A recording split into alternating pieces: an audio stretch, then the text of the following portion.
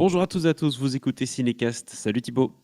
Salut Guillaume. Cinécast, c'est le podcast qui chaque semaine vous recommande des films à voir au cinéma, en streaming ou VOD.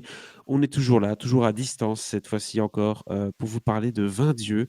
20 dieux est un film qui sort le 11 décembre en Belgique et en France, film de Louise Courvoisier, avec Clément Favreau, Maïwenn Barthélémy, Luna Garay, et j'en passe, comme toujours. Ça parle de quoi, 20 dieux? Ça parle de Toton, qui a 18 ans, qui passe le plus clair de son temps à boire des bières et à écumer les balles du Jura avec sa bande de potes. Mais la réalité va le rattraper. Il doit s'occuper maintenant de sa petite sœur de 7 ans et trouver un moyen de gagner sa vie. Il se met alors en tête un truc un peu particulier, c'est de fabriquer le meilleur comté de la région, celui avec lequel il va remporter la médaille d'or du concours agricole et 30 000 euros au passage. Voilà un pitch intéressant, un univers aussi intéressant. Je propose qu'on regarde un extrait de la bande-annonce. T'habites tout seul? Avec ma sœur. Alors? Vous en pensez quoi, vous, de celui-là? Qu'est-ce qu'il en sait, lui, il est là pour faire le ménage. Ta gueule! Allez, casse-toi, c'est bon. Honte! Non. T'as une sale tête. C'est pas parce que toi tu peux pas que moi je peux pas. Comment ça? Quoi? Tu fous, c'est quoi ce truc d'Obélix là? Je veux faire du fromage. Si je me fais le compter d'or, je peux me faire 30 000 balles, mon gars. Voilà, un doux rêve en tout cas de gagner 30 000 euros avec le meilleur comté de la région. Why not, j'ai envie de dire. Un film étonnant, labellisé Cannes, hein, je crois que c'est passé à un certain regard ou un truc comme ça. Oui, exactement, c'était un certain regard. Louis Courvoisier, du coup, que tu découvres dans ce film-ci, je suppose.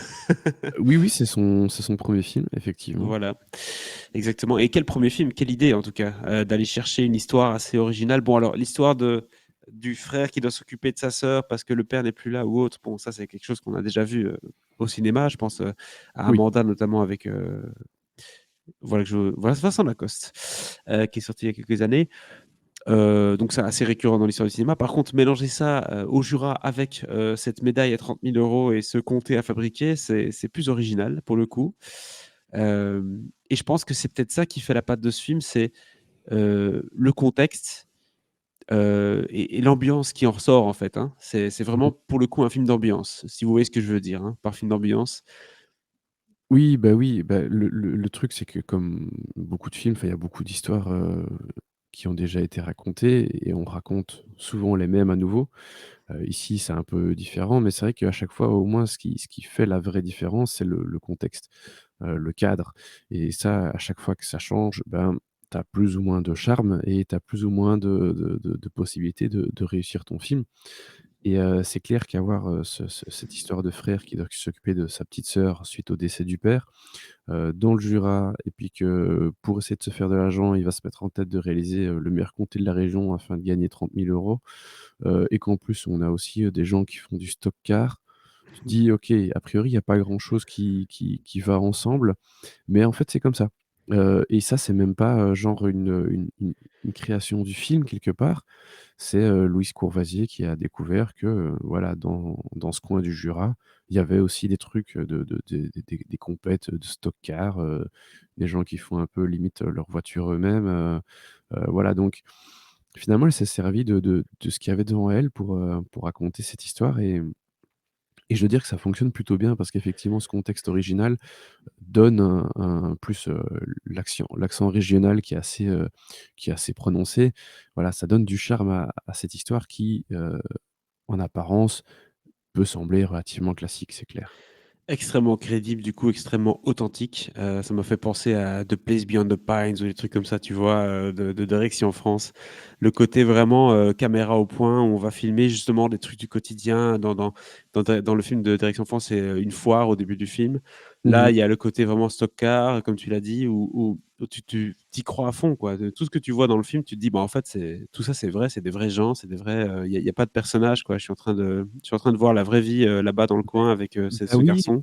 parce qu'en plus, ce sont des comédiens non professionnels qui jouent dans le film, Mhm. donc et ça se sent et ce qui est assez fou, c'est de se dire que enfin, du coup, ils sont assez vrais, mais tu as jamais l'impression qu'ils jouent ou qu'ils jouent faux, heu Exactement. et c'est ça qui est assez fou et à chaque fois quand je vois des films avec des comédiens non professionnels, tu dis: «Ça peut casser», mais généralement ils jouent quelque part leur propre rôle ou presque et donc en fait, ça fonctionne assez C'est souvent. très très naturel en effet et c'est une des grandes qualités du film, hein. Clairement, c'est Oui, au-delà de son histoire, c'est ce côté très naturel qui nous prend, qui nous saisit. oui, oui, Heu, parce qu'ils sont tous très bien, mais clairement, le jeune comédien qui joue Toton, le ah personnage oui, principal, Clément Favot, oui, oui, je le trouve vraiment incroyable, il a un charisme de dingue. c'est une révélation là, hein. Clairement, là, on Oui. tient quelque chose, hein. Mais tu vois, je pense pas que ce soit enfin peut-être, hein, je me trompe, mais je pense pas que ce soit des gens qui, forcément, la vocation de se dire: «Ah bah, du coup, ça y est, je vais me mettre au cinéma». Mais en tout Mmh. cas, là, c'est le bon endroit, le bon moment et la magie opère quelque part. Donc voilà, c'est clair qu'ils pourraient avoir, une carrière devant eux. Mais en même temps, ici, comme ils jouent d'une certaine façon leur propre rôle, bah, il y a quelque chose de plus naturel, qui se présente dans leur jeu, qui fait que, bah, ils sont au top, quoi. Et ce naturel prend tellement de place que du coup, la prémisse du film est finalement un peu mis de côté. Donc c'est-à-dire que, le fait de faire un comté, qui est excellent et qui gagne un prix, n'est pas tellement important dans le film. Ça arrive, à la moitié du film, ça dure quelques scènes et puis on passe à autre chose. Le fait, d'avoir, le père qui disparaît, qui doit s'occuper de sa sœur et cetera, de nouveau, c'est montré dans le film, mais c'est pas quelque chose sur lequel on insiste énormément. Ça se fait assez naturellement, en fait.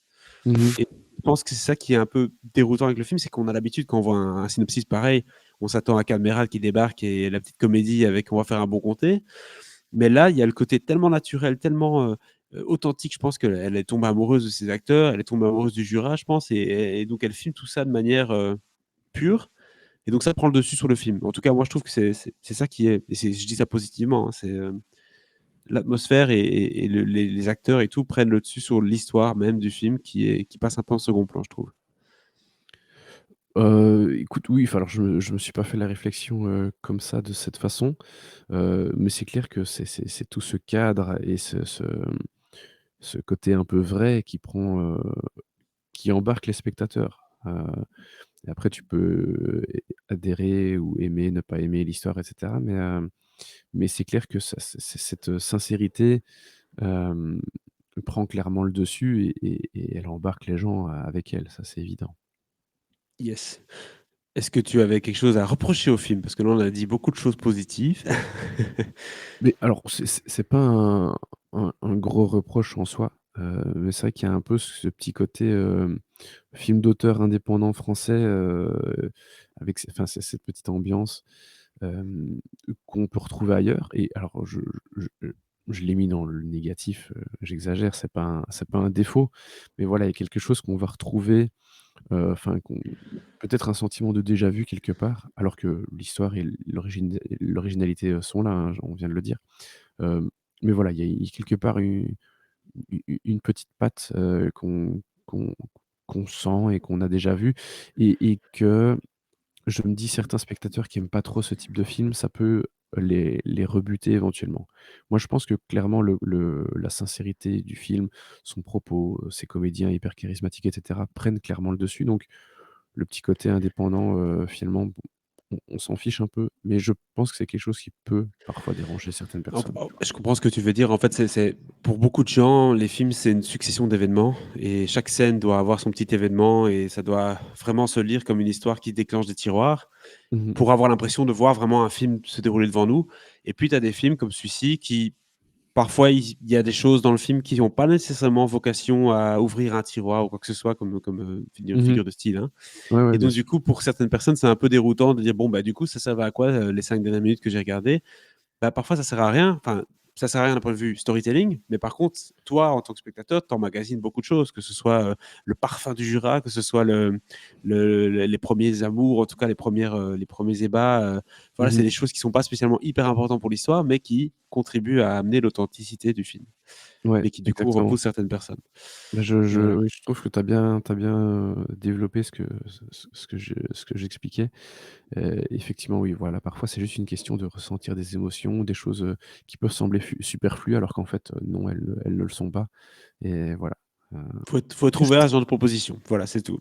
ouais, ouais, ouais, Mais exactement. attention, c'est pas non plus un film où il se passe absolument rien puisque comme on l'a dit, Ah bah, non. il y a un synopsis, il y a une histoire, il y a le truc du comté, il y a des choses qui viennent un peu mettre du rythme là-dedans. Ah bah, On n'est je pas suis que pas dans, négatif, non. la balade de Monsieur dans les champs, quoi. Sinon, ce serait un peu plus embêtant. Ouais. Voilà. Voilà Bah, donc écoute, pour 20 dieux. je me suis vraiment pas ennuyé et non, c'était une jolie surprise en tout cas. Bah, en tout cas, pour un premier film, chapeau bas et ça ne peut présager que du meilleur pour la suite. Et je crois que tu vas devoir couper. De toute façon, on De va toute se façon, laisser on a là-dessus. terminé, mais oui, le chat fait du bruit, il s'amuse. Écoute, C'est agréable. il a bien de la chance. On se dit à très, très bientôt du coup pour, de nouvelles critiques. N'hésitez pas à vous abonner au podcast sur la plateforme de votre choix et partager votre avis sur 20 dieux dans les commentaires. À Oui très, très bientôt et pour de nouvelles je oui? voulais Ah, remercier oui, bah, vu que j'enregistre pas chez moi, merci à c'est nos vrai. amis de réaliser son trucage pour le matériel. Merci Alexis. Alexis qui est juste là. Bonjour Alexis. À très bientôt du coup. Ciao, ciao. Ciao, ciao.